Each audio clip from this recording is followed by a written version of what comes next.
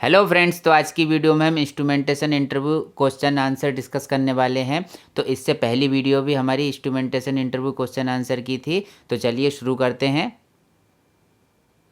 What is an RTD, how does it work. तो आज की वीडियो का पहला क्वेश्चन लेते हैं, जो कि बहुत ज़्यादा इंटरव्यूज़ में पूछा जाता है कि आरटीडी क्या होती है, ये कैसे काम करती है। तो इसका आंसर देख लेते हैं। RTD means resistance temperature detector. RTD की जो फुल फॉर्म होती है वो होती है रेजिस्टेंस टेम्परेचर डिटेक्टर।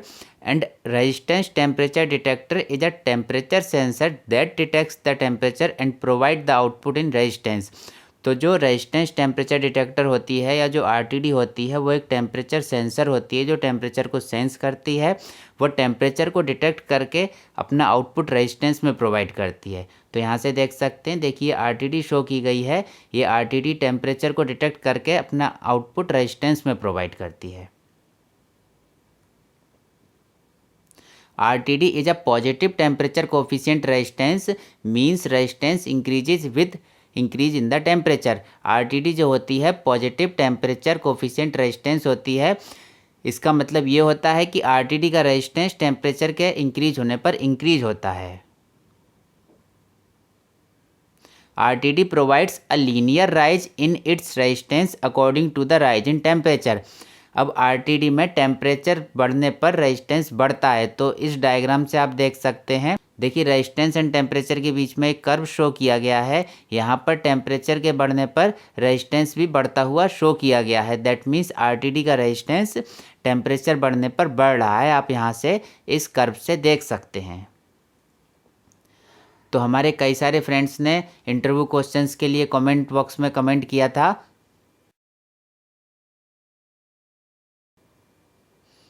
अगला क्वेश्चन देख लेते हैं। What is a commonly used RTD. Commonly used RTD क्या होती है? तो इसका आंसर होता है PT100 प्लेटिनम रेजिस्टेंस 100 ओम्स। तो PT100 आरटीडी जो होती है वो कॉमनली यूज्ड आरटीडी होती है। तो यहाँ से आप PT100 आरटीडी देख सकते हैं। देखिए एनिमेशन से भी देख सकते हैं, ये PT100 आरटीडी शो की गई है। अब ये PT100 आरटीडी का भी मतलब समझते हैं, वो नेक्स्ट क्वेश्चन में देखेंगे हम। What is PT100? PT100 क्या होता है? अब PT100 आरटीडी का हम यूज करते हैं, लेकिन PT100 में ये PT100 का मतलब क्या होता है वो देख लेते हैं। PT100 is made from platinum and it shows 100 ohms at 0 degree Celsius. तो PT100 प्लेटिनम से बनी होती है एंड ये 0 डिग्री सेल्सियस पर 100 ओम शो करती है। तो यहाँ पर PT means platinum and 100 means 0 degree Celsius पर 100 ओम्स ये आरटीडी शो करती है। अगर ये PT500 होगा तो 0 डिग्री सेल्सियस पर 500 ओम शो करेगा। PT1000 होगा तो 0 डिग्री सेल्सियस पर 1000 ओम शो करेगा। तो PT100 मीन्स 0 डिग्री सेल्सियस पर 100 ओम शो करेगी ये आरटीडी। अगला क्वेश्चन देखने वाले हैं, कंट्रोलर से रिलेटेड क्वेश्चन है, बहुत ही इंपॉर्टेंट है, आपकी वर्किंग में भी हेल्प करेगा एंड इंटरव्यू क्वेश्चन आंसर में भी ये हेल्प करेगा। Explain what is direct acting and reverse acting in controller. Controller में direct acting and reverse acting क्या होता है ये देख लेते हैं। तो इसका आंसर अगर देखें तो पहले डायरेक्ट एक्टिंग को हम डिस्कस करते हैं। In a direct acting controller the output increases when the process measurement और we can say process variable increases. Direct acting controller में प्रोसेस वेरिएबल के इंक्रीज होने पर आउटपुट कंट्रोलर का इंक्रीज होता है। रिवर्स एक्टिंग को अगर हम समझें, in reverse acting controller the output decreases when the process measurement और process variable increases.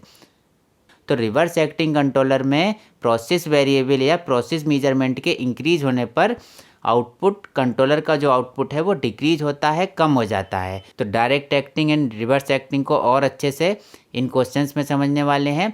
What will be the output increase और decrease of a direct acting controller when the process goes above the set point. अगर हम direct acting controller की बात करें तो अगर process set point के ऊपर जाता है तो कंट्रोलर का आउटपुट बढ़ेगा या घटेगा, वो आप हमें बताइए। तो क्वेश्चन का आंसर ये है, इन डायरेक्ट एक्टिंग कंट्रोलर में controller output increases when the process goes above the set point. जब प्रोसेस सेट पॉइंट के ऊपर जाता है तो कंट्रोलर अपना आउटपुट इंक्रीज कर देता है डायरेक्ट एक्टिंग कंट्रोलर में। तो डायरेक्ट एक्टिंग कंट्रोलर का एग्जांपल अगर हम लेना चाहें तो टेम्परेचर रिड्यूसिंग जो कंट्रोल वाल्व होता है वो डायरेक्ट एक्टिंग कंट्रोलर की तरह वर्क कर सकता है। तो उसमें देखिए, जैसे मान लीजिए सेट पॉइंट 250 डिग्री सेल्सियस अगर सेट किया गया है एंड ठंडे पानी की लाइन से उसको हम टेम्परेचर को रिड्यूस कर रहे हैं, तो 250 डिग्री सेल्सियस के जैसे ही ऊपर जाएगा तो कंट्रोल वाल्व की ओपनिंग बढ़ेगी। कंट्रोल वाल्व की ओपनिंग बढ़ने पर जो कोल्ड वाटर होगा उससे टेम्परेचर रिड्यूस हो जाएगा। टेम्परेचर रिड्यूसिंग वाल्व में डायरेक्ट एक्टिंग कंट्रोलर को हम यूज कर सकते हैं। अगला क्वेश्चन देख लेते हैं, what will be the output of a reverse acting controller when the process goes above the set point. अब अगर हम रिवर्स एक्टिंग कंट्रोलर की बात करें तो प्रोसेस अगर सेट पॉइंट के ऊपर जा रहा है तो कंट्रोलर का आउटपुट घटेगा कि बढ़ेगा, उसका आंसर देख लेते हैं। तो उसका आंसर है, in a reverse acting controller the controller output decreases when the process और measurement goes above the set point. अगर प्रोसेस सेट पॉइंट के ऊपर जाता है तो कंट्रोलर का आउटपुट घटता है अगर हम रिवर्स एक्टिंग कंट्रोलर का यूज कर रहे हैं। तो रिवर्स एक्टिंग कंट्रोलर का अगर हम एग्जांपल समझने की कोशिश करें तो वो प्रेशर रिड्यूसिंग वाल्व होता है। अगला क्वेश्चन है कंट्रोल वाल्व से रिलेटेड, यह बहुत ही इंपॉर्टेंट क्वेश्चन है और नॉर्मली इंटरव्यूज में पूछ ही लिया जाता है। What is normally open and normally close control valve. Normally open and normally close control valve क्या होता है, तो उसको देख लेते हैं। नॉर्मली ओपन कंट्रोल वाल्व को अगर हम समझें, the control valve that remains open in the absence of air is known as normally open control valve. ऐसा कंट्रोल वाल्व जो एयर की अब्सेंस में ओपन रहता है नॉर्मली ओपन कंट्रोल वाल्व कहलाता है। नाम से क्लियर हो रहा है, normally open that means air की अब्सेंस में उसकी क्या पोजीशन है। Normally open control valve is also known as air to close control valve. Normally open control valve को हम air to close control valve भी कहेंगे, क्योंकि एयर की अब्सेंस में कंट्रोल वाल्व ओपन रहेगा एंड एयर प्रोवाइड करने पर कंट्रोल वाल्व बंद होना शुरू हो जाएगा। तो देखिए, नॉर्मली ओपन कंट्रोल वाल्व है और नॉर्मली ओपन कंट्रोल वाल्व है, अगर एयर नहीं दी जाएगी तो ये कंट्रोल वाल्व 100% ओपन रहेगा एंड एयर प्रोवाइड करने पर ये कंट्रोल वाल्व क्लोज हो जाएगा। नॉर्मली क्लोज कंट्रोल वाल्व को अगर हम समझें, the control valve that remains closed in the absence of the air is known as normally closed control valve. तो ऐसा कंट्रोल वाल्व जो एयर की अब्सेंस में नॉर्मली क्लोज रहता है उसे नॉर्मली क्लोज कंट्रोल वाल्व कहा जाएगा। Normally close control valve is also known as air to open control valve. अब जो नॉर्मली क्लोज्ड कंट्रोल वाल्व होता है उसको हम air to open control valve भी कहते हैं। तो यहाँ से आप देख सकते हैं, देखिए एनिमेशन से समझने की कोशिश करते हैं। देखिए, यहाँ से एयर सिग्नल प्रोवाइड करने पर ये कंट्रोल वाल्व ओपन हो रहा है, दैट मीन्स एयर देने पर ये ओपन होना शुरू हो रहा है। एयर की अब्सेंस में नॉर्मली ये क्लोज है तो इसको नॉर्मली क्लोज कंट्रोल वाल्व कहा जाएगा। ये भी नॉर्मली क्लोज कंट्रोल वाल्व है, अभी इसमें एयर सप्लाई नहीं दी गई है, तो देखिए कंट्रोल वाल्व 100% क्लोज्ड है। अगला क्वेश्चन ले लेते हैं, what is a controller, where are its application areas. तो इंस्ट्रूमेंटेशन में कंट्रोलर का बहुत बड़ा रोल होता है, तो ये क्वेश्चन आपके लिए काफ़ी इंपॉर्टेंट होने वाला है, इसको समझ लीजिए फ्रेंड्स।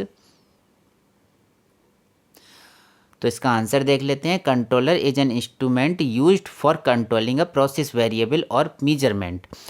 तो कंट्रोलर एक ऐसा इंस्ट्रूमेंट होता है जो प्रोसेस वेरिएबल को कंट्रोल करने के लिए यूज किया जाता है। तो इसका एग्जाम्पल अगर हम समझें तो PLC DCS या PID कंट्रोलर का हम यूज करते हैं नॉर्मली इंस्ट्रूमेंटेशन में प्रोसेस को कंट्रोल करने के लिए। SCADA एंड PLC DCS की हेल्प से हम प्रोसेस वेरिएबल्स को, मेजरमेंट को हम कंट्रोल करते हैं। तो कंट्रोलर अगर हम यहाँ से समझने की कोशिश करें तो कंट्रोलर PLC DCS या PID कंट्रोलर हो सकते हैं, ये प्रोसेस को कंट्रोल करते हैं। It continuously monitors the error signal and gives a corrective output to the final control element। ये जो कंट्रोलर्स होते हैं कंटिन्यूसली एयर सिग्नल को मीजर करते रहते हैं, मॉनिटर करते रहते हैं और जो अपना आउटपुट है वो फाइनल कंट्रोल एलिमेंट को देते हैं, जिससे कि फाइनल कंट्रोल एलिमेंट प्रोसेस को कंट्रोल करता है। तो यहाँ से देख सकते हैं, देखिए PID controller and PLC DCS ने प्रोसेस को कंट्रोल करने के लिए आउटपुट दिया। यहाँ से फीडबैक सिग्नल PLC DCS या PID कंट्रोलर को मिलेगा। इसके बाद ये एरर सिग्नल को मॉनिटर करेंगे एंड अपना corrective output final control element को देंगे। Controller is use to control the process automatically. अब जो कंट्रोलर्स होते हैं वो प्रोसेस को ऑटोमेटिकली कंट्रोल करने के लिए यूज किए जाते हैं। Controller output is 4 to 20 milliamperes. Controller का output mainly 4 to 20 milliamperes ही लिया जाता है। Controller output is 4 to 20 milliampere to control a pneumatic control valve और अ वेरिएबल फ्रीक्वेंसी ड्राइव। तो कंट्रोलर का आउटपुट 4 to 20 मिली एम्पियर जो होता है वो न्यूमेटिक कंट्रोल वाल्व को या वेरिएबल फ्रीक्वेंसी ड्राइव को दिया जाता है, जिससे कि प्रोसेस कंट्रोल होता है। तो फ्रेंड्स, ये थी हमारी आज की video. Thanks for watching the video. अगर ये वीडियो पसंद आई तो इसे लाइक करें, अपने फ्रेंड्स के साथ शेयर करें, हमारे चैनल को सब्सक्राइब करें और बेल आइकन को प्रेस कर दें। Thanks for watching.